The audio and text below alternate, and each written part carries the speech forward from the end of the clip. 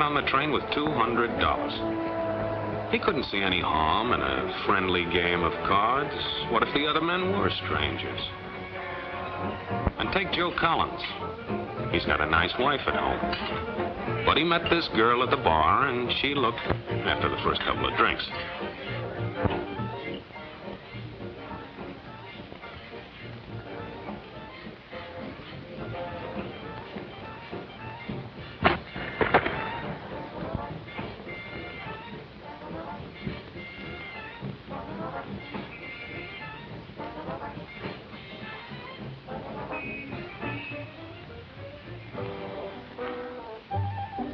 There's a good old-fashioned word for people like us.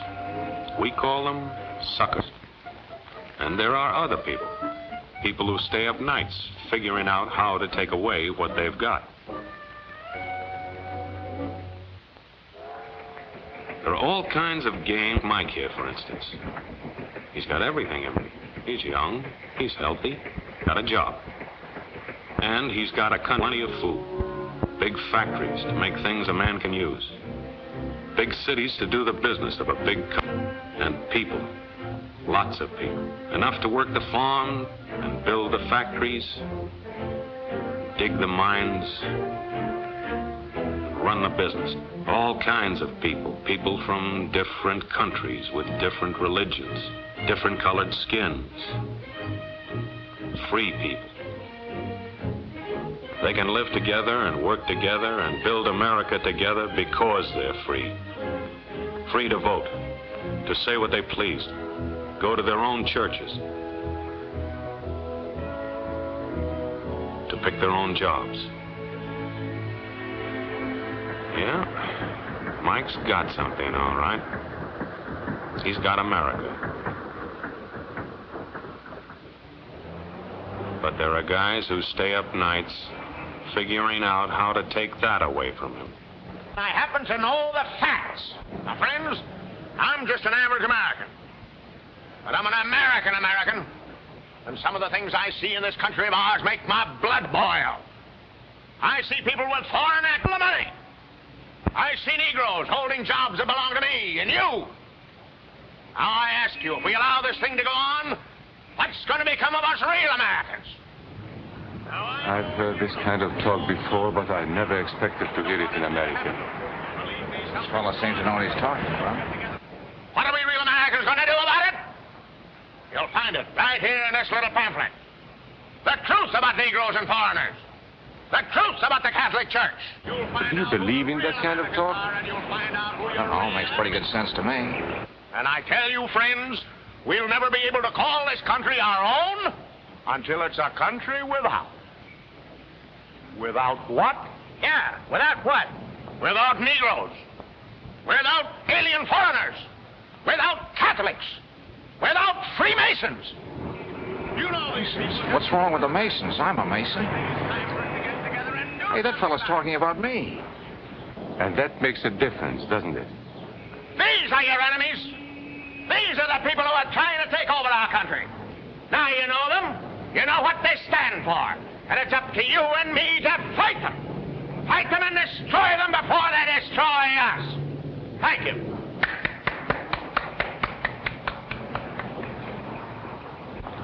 Before he said Masons, you were ready to agree with him. Well, yes, but he was talking about... What about those other people? But in this country, we have no other people. We are American people. What about you? You aren't American, are you? I was born in Hungary, but now I am an American citizen. And I have seen what this kind of talk can do. I saw it in Berlin. What were you doing there? I was a professor at the university. I heard the same words we have heard today. But I was a fool then.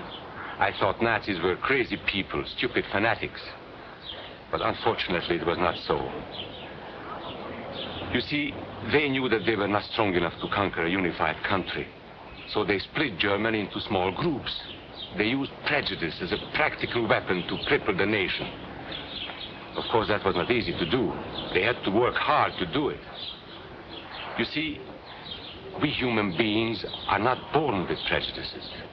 Always they are made for us. Made by someone who wants something. Remember that when you hear this kind of talk. Somebody's going to get something out of it, and it isn't going to be you. This is not classroom theory. I saw it happen. I saw it first in Berlin in 1932. 5 young men that I knew were standing in the crowd listening to the Nazi speaker. Eric was a Catholic. Anton, a student of mine, was a Jew. Heinrich owned a small hardware store. Karl was a farmer. And Hans was an unemployed metal worker. To all Aryan Germans, I say it is time you inherited the nation which rightfully belongs to you. To you alone belongs the glorious destiny of the greater Germany. The Nazi Party will provide land for the farmer, work for the worker, and profits for the small businessman. Who is getting these things now? The Jew. The Jew who has stolen our nation and our birthright. Who makes all the money and takes all our jobs? The Jew! He must be shunned. He must be ostracized. He must be eliminated. And the Catholics. We don't want our great nation run by a foreign church. We Germans will know what to do with these people when the time comes. They and their faith must be destroyed. Then there are the Freemasons. In Germany, we have no place for secret societies. There may be only one society, and that is the Nazi Party. There may be no secrecy about that in the new Greater Germany. One by one, he attacked each minority and he split them off one from the other. These men were all fellow Germans when they came here today. Now they were split into rival groups, suspicious of each other, hating each other. They were being swindled, all of them. But the man who was really being fooled was Hans. He was pure German, according to Nazi standards.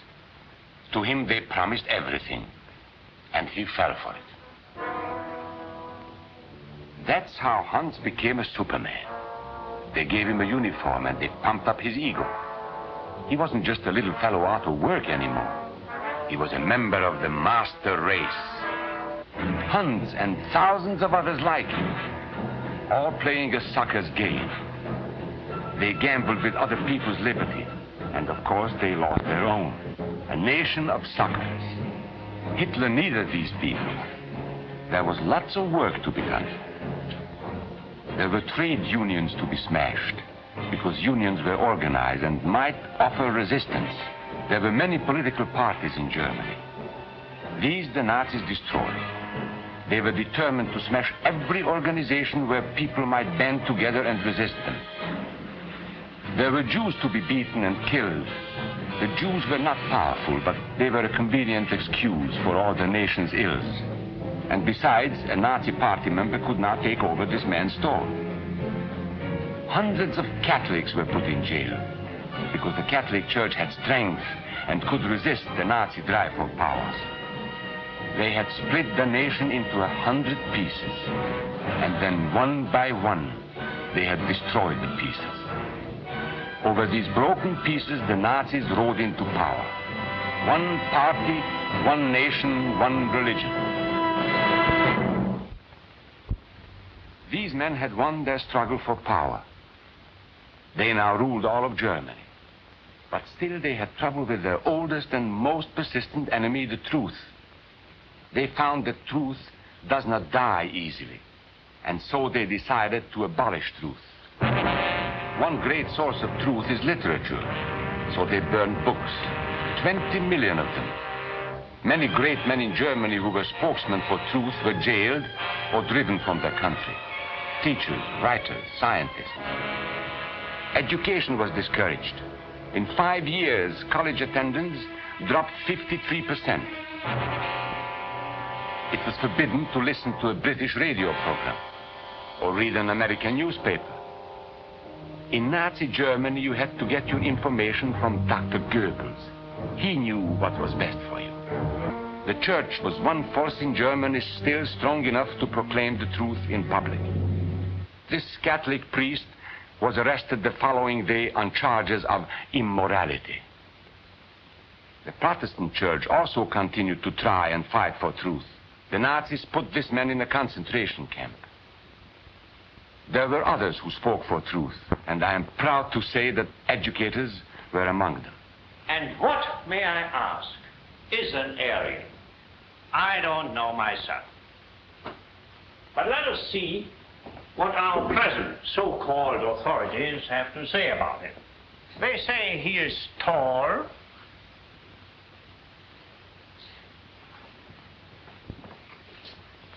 slender,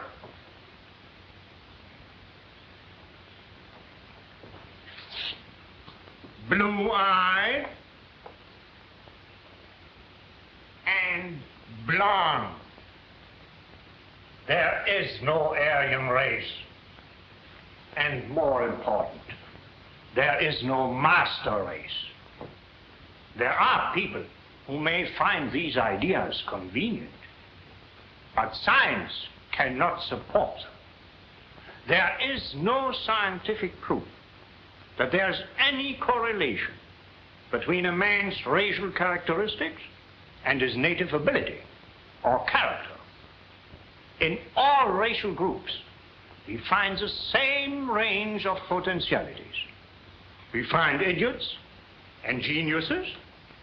We find criminals and philanthropists. We must judge each man as an individual and not by the color of his skin or his eyes or by the length of his nose.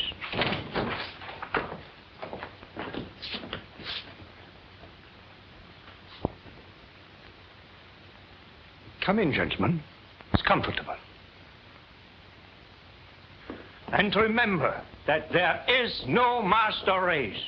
That is a scientific truth. Anyone who tells you otherwise is lying.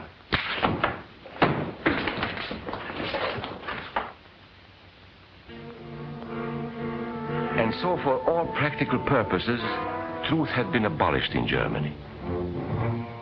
A lot of my German friends wondered what had hit them. How did it happen? Where did it start? It started right here. And this was where it could have been stopped. If those people had stood together, if they had protected each other, they could have resisted the Nazi threat. Together they would have been strong. But once they allowed themselves to be split apart, they were helpless. When that first minority lost out, everybody lost out. They made the mistake of gambling with other people's freedom. Now let's see how those bets paid off. Karl the farmer was gambling on a better life for himself. What he got was extra hours of back-breaking work, as much as 100 hours a week. He was forced to stay on his land and produce what he was told to produce, because now Hitler was preparing for war. For Heinrich, who owned a hardware store, the bet didn't pay off either. 104,000 small businesses were closed in 2 years. And for Hans, conditions hadn't improved any. He had a job now in the munitions factory, but he worked long hours for little pay. The working conditions grew increasingly bad. And even though he didn't like the job, he wasn't permitted to leave it. And when Hitler decided the time was right, Germany went to war. Not by declaring war, but by a carefully prepared sneak attack. Once again, Hitler needed Hans to do his dirty work. Hans was an expert at brutality this time, and Hitler had decided to use Hans and his brutality against other peoples, the Czechs, the Poles, the French, the Russians. But in the crucial test of war, Hitler's race theories didn't pay off. His pure-blooded supermen were defeated by the mongrel armies he despised, by the British at El Alamein.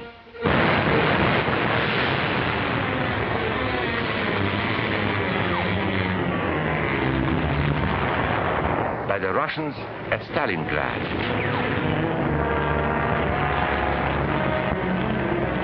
Then on D-Day by American soldiers of every color and religion, who smashed across the Normandy beaches and drove on through to the heart of Germany. For the misguided Germans who had swallowed the Nazi bait, the Nazi game did not pay off. The continent of Europe was strewn with millions of German bodies, pure Aryan bodies. And Hans, who was going to rule the world, got only a little patch of Normandy that he could call his own. We must never let that happen to us or to our country. We must never let ourselves be divided by race or color or religion, because in this country we all belong to minority groups. I was born in Hungary. You are a Mason. These are minorities. And then you belong to other minority groups too. You are a farmer. You have blue eyes. You go to the Methodist Church. Your right to belong to these minorities is a precious thing.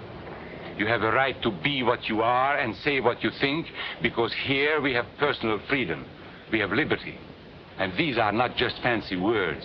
This is a practical and priceless way of living. But we must work at it. We must guard everyone's liberty, or we can lose our own. If we allow any minority to lose its freedom by persecution or by prejudice, we are threatening our own freedom.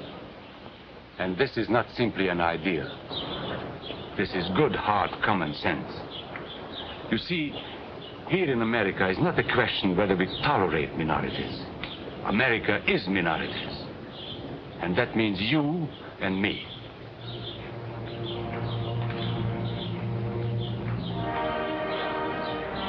So let's not be suckers. We must not allow the freedom or dignity of any man to be threatened by any act or word. Let's be selfish about it. Let's forget about we and they. Let's think about us.